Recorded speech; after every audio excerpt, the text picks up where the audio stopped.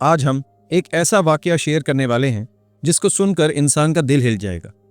ये कहानी सिर्फ एक कन्वर्जन की नहीं, ये कहानी है इल्म की, सच की तलाश की और एक ऐसे आयत की ताकत की जिसने एक फिजिसिस्ट की पूरी जिंदगी बदल दी। आज का topic, physicist converts after this आया।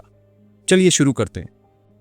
इस कहानी का हीरो कोई आम इंसान नहीं, ये एक इंटरनेशनली रिस्पेक्टेड फिजिसिस्ट था। क्वांटम मैकेनिक्स, कॉस्मोलॉजी और थ्योरेटिकल फिजिक्स इसकी फील्ड थी। Life time research, publication, lecture, student, सब कुछ था। लेकिन एक कमी थी, बेचैनी। हर इक्वेशन, हर फॉर्मूला, हर डिस्कवरी के बाद उसे लगता था मैं यूनिवर्स को समझ रहा हूं, मगर मैं खुद को नहीं समझ पा रहा। यह बेचैनी अक्सर साइंटिस्ट को होती है जब लॉजिकल माइंड सारे आंसर्स नहीं दे पाता। वो कहता था यूनिवर्स की सिमेट्री परफेक्ट है, मगर इस परफेक्शन के पीछे कौन है? उसका सवाल सीधा था, लेकिन जवाब इसे कहीं नहीं मिल रहा था। एक दिन इस सवाल के साथ वो एक मुस्लिम कुलीग के पास गया। कुलीग ने मुस्कुराते हुए कहा, तुम आंसर्स इक्वेशन में ढूंढ रहे हो, कभी कुरान की आयत में देखो। फिजिसिस्ट ने हंसकर कहा, book of religion, that won't help a physicist.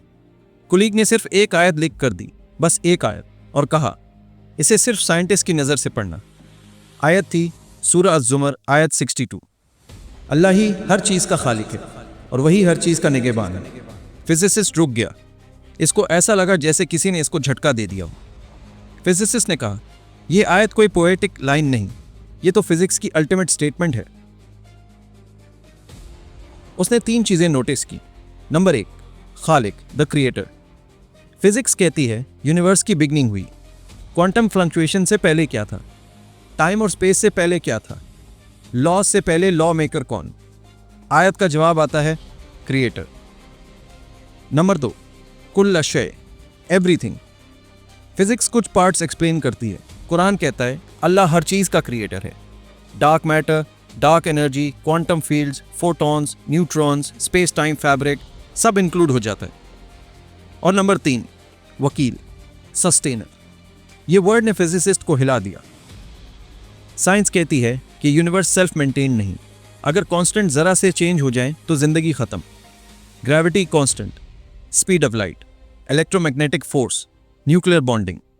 वो कहता रहा these constants aren't random, something is sustaining everything. आयत कहती है वही हर चीज का निगहबान है। इस पॉइंट ने उसका वर्ल्ड व्यू चेंज कर दिया।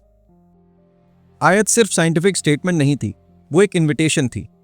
साइंटिस्ट ने सोचा अगर कुरान यूनिवर्स के लॉज को इस कदर प्रिसाइज लफ्जों में डिस्क्राइब कर रहा है तो ये किताब इंसान की नहीं हो सकती।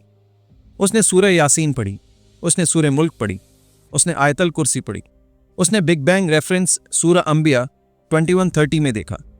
वो कहता है I spent 40 years studying physics, but this book describes in one line what we couldn't explain in decades. फिर एक रात जब वो अकेले बैठा हुआ था तो उसने आयत दोबारा पढ़ी, अल्लाह हर चीज का खालिक है और वही हर चीज का निगहबान है। उसकी आंखों से आंसू निकल आए और उसने कहा, I found the missing part of the equation, it was God. Muslim colleague ने जब उसे शहादा का तर्जुमा समझाया, अल्लाह के सिवा कोई हकीकी रब नहीं और मोहम्मद सल्लल्लाहु अलैहि वसल्लम अल्लाह के रसूल हैं, फिजिसिस्ट ने सर हिलाकर कहा, यह बात मेरे दिल में ऑलरेडी आ चुकी है। उसने शहादा पढ़ी, आंखों में सुकून था, चेहरे पर नूर था। जिंदगी का सबसे बड़ा साइंटिफिक डिस्कवरी का मोमेंट नहीं, मगर सबसे बड़ा स्पिरिचुअल डिस्कवरी का मोमेंट था। कभी कभी पूरा यूनिवर्स एक साइंटिस्ट को अल्लाह तक नहीं ला पाता, लेकिन एक आयत ला देती है। अल्लाह के कलाम में ऐसी कुदरत है जिस दिल ने उसको बनाया। कुरान इक्वेशंस नहीं देता, कुरान मीनिंग देता है, डायरेक्शन देता है, पर्पस देता है, और कई लोगों के लिए ये एक ही आयत उनकी पूरी जिंदगी बदलने के लिए काफ़ी होती है।